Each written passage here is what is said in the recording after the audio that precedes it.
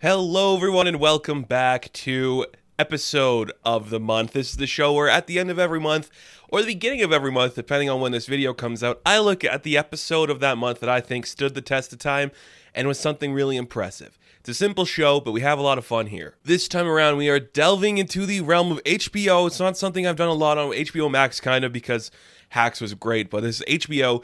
It is a miniseries called The White Lotus, and episode 3 came out the end of this month. It's such a good show. I can't wait to talk about this show in full when I do like a full-on review for it. But this episode in particular, I think had me laughing and just so utterly, insanely happy. The most things that came out this year in terms of television, because this episode was just so bonkers. It's such a dark comedy, and I know some people aren't a fan of the dark comedy stuff, but this one, it's just so well put together, where every scene and every motivation these characters have is underplayed by this like really dark current of just like, this is insane. Real people talk like this, but it's just played up in this like really dark, goofy way. And it's such a well executed show. First off, when we're on like an exotic beach in Hawaii somewhere, you already have me invested. When we're showing like the lives of like rich white people as they complain about their real problems, you already have me invested.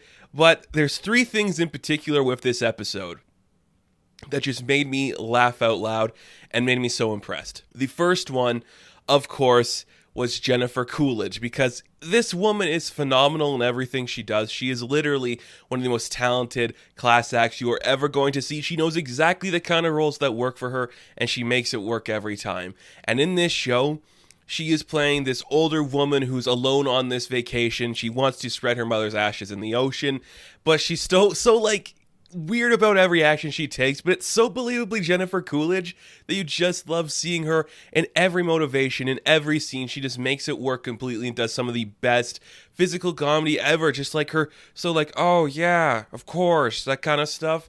It's so her, and it's so funny to see that. So towards the end of her arc in this episode, she's on the boat. You know, Alexander Dario's character is there too, of her husband. They're trying to have a nice dinner. She wants to spread her mom's ashes. And just like the speech she is so awkwardly giving, describing her mom's like, I didn't like her that much, but she was my mom, and just that kind of stuff. It is hilarious. It works so well. It is insanely funny and insanely good. You just understand how amazing Jennifer Coolidge is. But in that scene alone where she's like talking about her mom, just like the weirdest random stuff about her mom, like she never thought I was pretty, but I still love her and I'm still doing this for her. I'm just like, yes, that is what I want to see when you have Jennifer Coolidge here. Make her do some weird shit. And it was just awesome to see that. She did so good. She is so fun. In this show alone, like, you just see why this woman has stood the test of time, because she's just so funny and she knows what she's doing with each outing she does when she does this kind of project. I adore it, and she makes everybody so uncomfortable. In like previous episodes when she's talking about like how pretty the girls are, I love her. I love it so much. She did incredible in this show. You know who else did great? The second highlight for me was Murray Bartlett. Now, he is doing so much heavy lifting in this show, and it's just incredible to see him work hard. And again, the show's really just like slowly showing the descent of madness in some of our characters. And when we see Armand just like start taking the pills, start drinking more, it culminates in such a fun characterization for him, where he's just like, I'm done. I'm going to be a dick to some people. This guy keeps asking about his room. Screw it. He's going to be stuck on a boat with Jennifer Coolidge. I don't care. He's just slowly coming to terms of how annoying everything is, and it works so well, and it is insanely fun to see that. I mean, Armand is such a fun character. It's one that I think easily could just be overshadowed by like the insanity of the world around him, but he's making it work so well in a really compelling way. I just enjoy seeing that a lot. Like, that is so fun. And he's just so committed to the bit that it makes it work 100 times better for it. But you want to talk about who's committed to the bit? Let's take a moment to talk about one of the most underrated actors of all time, Steve Zahn.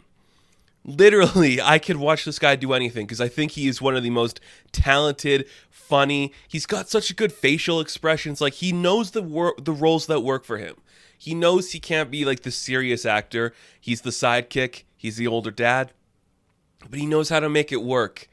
And this episode, you see it. So we have the revelation in the previous episode where he found out that his father died of AIDS. He had a secret life where he used to sleep with men.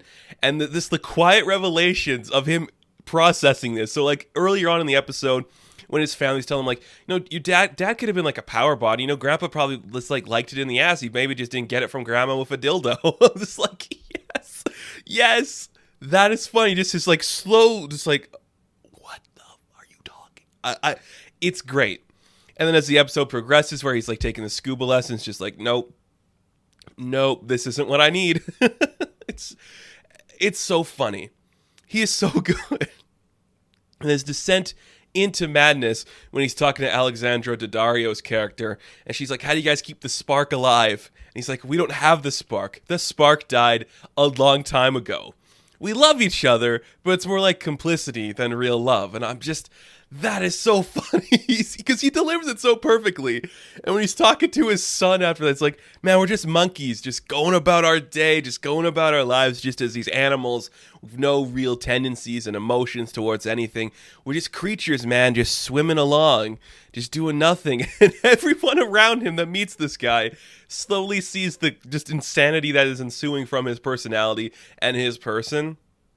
It's great. He delivers it so perfectly, so elegantly. There's so much just ease with everything he does. Just the quiet way when he's talking to Daddario, he's just subtly just like, yeah, the sex was good for a bit, then it just became a chore, and you just stop feeling like the love and the romance, and it's just like a necessity you have to get out of you. It stops being about the passion, and it's just like, and you just do it.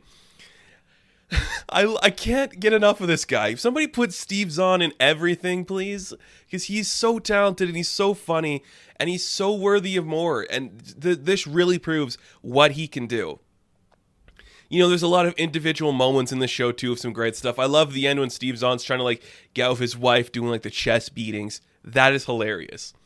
But those three characters, Murray Bartlett, Jennifer Coolidge, and Steve Zahn, those performances in this episode just went above and beyond for something so insane and fun and different that makes White Lotus this really compelling piece to me. And it's just something different and it's unique and it's not like anything else we've seen before. And I enjoy that aspect about it immensely. It's just really fun to have that story presented there. It's really cool. And White Lotus is one I'm going to recommend everybody check out because this episode, Mysterious Monkeys, is very well done and very creative. It is the best episode to come out in July, and it's one I recommend you guys check out. The White Lotus is a fun miniseries. Give it a watch. It's worth the time, honestly. So that is going to do it for this rendition of Episode of the Month. Now, thank you guys so much for watching. Be sure to like and subscribe to the channel. As always, you can check me out on Instagram, TikTok, and Twitter. I will catch you guys in the next one. Have fun. Stay safe. Good luck.